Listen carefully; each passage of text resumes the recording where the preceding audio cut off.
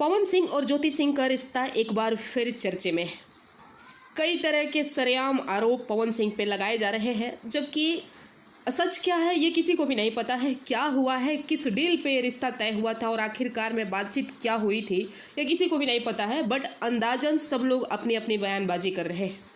खैर, इस मामले में मुझे भी पिछले 1-2 महीने से ज्योति सिंह का रील्स देखकर कुछ ना कुछ तो डाउट हो ही रहा था, लेकिन आखिरकार मैंने भी पता लगाने की कोशिश की, क्योंकि शुभंकर मिश्रा के इंटरव्यू में जब ज्योति सिंह से रिलेटेड पवन सिंह से पूछा गया तो उनका जवाब मिला जुला के ओके था। ओके का मतलब आप समझ सकते हैं कि सब कुछ ठीक नहीं है। ठीक, तो आखिरकार पवन सिंह और ज्योति सिंह के बीच में फाइनली क्या हुआ है, ये मैंने पवन सिंह के किसी टीम मेंबर के माध्यम से जानने की कोशिश की।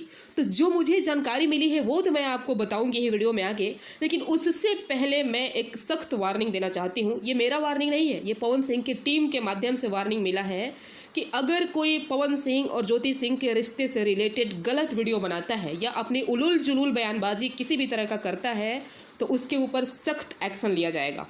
और पवन सिंह के फैमिली से रिलेटेड जब भी कोई चर्चा होती है तो पवन सिंह उस इंसान के साथ क्या करते हैं ये आप लोगों ने देखा है। उनको प्रोफेशनल लाइफ में आप कितना भी टारगेट कीजिए, उनको कोई फ़र्क नहीं पड़ेगा, लेकिन फैमिली के ऊपर सवाल नहीं जाना चाहिए। और ये भाई बात सही है, किसी के पर्सनल लाइफ को बार बार क्यों छेड़ना? क्या पूरी दुनिया में एक पवन सिंह और ज्योति सिंह का रिश्ता ही आप लोगों को दिखता है छेड़ने के लिए? खैर छोड़िए, ये सब बातें हमारे और आपकी चर्चा करने से कुछ होने वाला नहीं है। जो होने वाला है वो हो चुका है। तो आखिरकार मैं बताती हूँ कि हुआ क्या है। अब देखिए, इस बात में भी कितनी सच्चाई है ये मुझे नहीं पता, क्योंकि मैं वहाँ पे थी नहीं, लेकिन जो मुझे बताया गया है, ये जानकारी ये मिली है कि पवन सिंह और ज्योति सिंह का जो रिश्ता था वो एक डील के तहत तय हुआ था। उस डील में ये था कि कोर्ट के माध्यम से जज का भी आदेश था और बातचीत यही हुआ था कि 6 महीने हम देखेंगे, अगर हमारे बीच 3 महीनों में सब कुछ ठीक रहता है तो ये रिश्ता आगे बढ़ाया जाएगा, नहीं तो फिर आप और हम दोनों अपनी मर्जी से सलाह से अलग हो जाएंगे।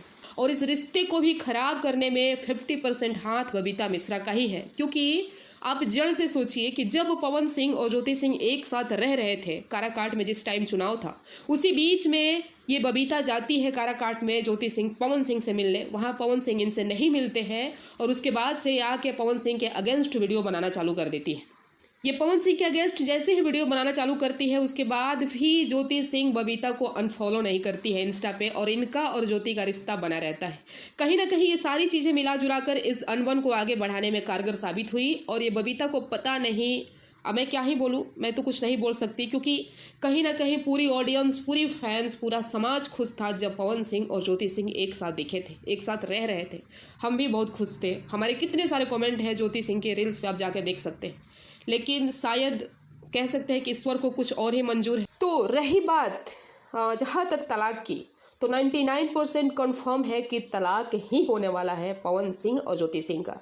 और इस तलाक की डील मुझे जो बताया गया है कि 5 करोड़ रुपए और एक फ्लैट, ये तय हुई है। अब इस बात में कितनी सच्चाई है ये मुझे बिल्कुल भी नहीं पता, क्योंकि मुझे जो बताया गया है वो मैं आपको बता रही हूँ। और इसमें मेरा कोई इंटरेस्ट नहीं है कि पवन सिंह और ज्योति सिंह का तलाक हो जाए। हम लोग तो दिल से आज भी चाहते हैं कि ये दोनों साथ रहे, लेकिन आप ही सोचिए, अगर आप समझदार हैं तो, कि क्या हमारे और आपके चाहने से कुछ होने वाला है? नहीं होगा, वही जो ईश्वर को मंजूर होगा तो साथ रहे। अगर दिल जुटता है तो साथ रहे, नहीं जुटता है तो फिर ये काम चुनाव से पहले ही हो जाना चाहिए था, क्योंकि जिस तरह से छीछा लेदर पहले ही हुआ था तो एक बार में ये सब खत्म हो गया होता। लेकिन पता नहीं क्या चल रहा है, इस पर मैं ज़्यादा नहीं बोल सकती हूँ, क्योंकि मुझे बिल्कुल इंटरेस्ट नहीं है इन सब मैटर में। मैंने कभी भी इस टॉपिक पे बहुत ज़्यादा वीडियो नहीं बनाया है। मैंने जब भी बनाया है तो सपोर्ट में वीडियो बनाया है।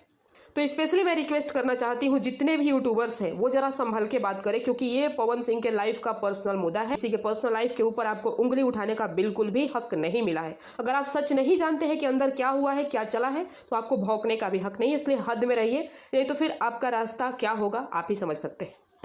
तो आप क्या कहेंगे इस पर अपनी राय रखिएगा और मेरे वीडियो को शेयर कीजिए, लाइक कीजिए। मिलते हैं नेक्स्ट वीडियो में।